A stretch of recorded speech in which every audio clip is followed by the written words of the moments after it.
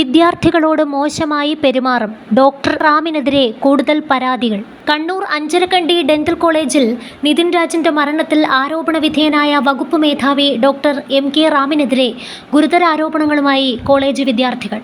Doctor Ram ജാതീയമായി ആക്ഷേപിക്കുകയും ശാരീരികമായും മാനസികമായും പീഡിപ്പിക്കുന്നതും പതിവാണെന്നും ഇതിന്റെ പേരിൽ നേരത്തെ വകുപ്പ് തല നടപടിക്ക് വിധേയനായിട്ടുണ്ടെന്നും പേടിച്ചിട്ടാണ് ആരും പ്രതികരിക്കാതിരുന്നതെന്നും വിദ്യാർത്ഥികൾ പറഞ്ഞു.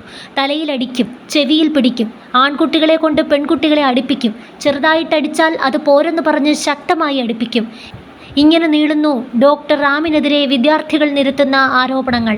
കഴിഞ്ഞ ദിവസങ്ങളിൽ പ്രതികരിക്കാൻ തയ്യാറാകാതിരുന്ന വിദ്യാർത്ഥികൾ ഇന്ന് മാധ്യമങ്ങൾക്ക് മുന്നിൽ അധ്യാപകരിൽ നിന്ന് കഴിഞ്ഞ കാലങ്ങളിൽ നേരിട്ട പീഡനങ്ങൾ എണ്ണി പറയുകയായിരുന്നു. പേടിച്ചിട്ടാണ് ഞങ്ങൾ ഇതുവരെ ഒന്നും പറയാതിരുന്നത്.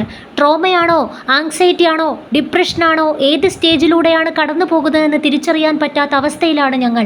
എന്തെങ്കിലും പ്രതികരിച്ചാൽ വകുപ്പ് മേധാവിക്ക് ഞങ്ങളെ പരീക്ഷയിൽ പരാജയപ്പെടുത്താൻ സാധിക്കും. ഡോക്ടർ റാമിനെക്കുറിച്ച് നേരത്തെ ഡീനിന് പരാതി കൊടുത്തിട്ടുണ്ട്.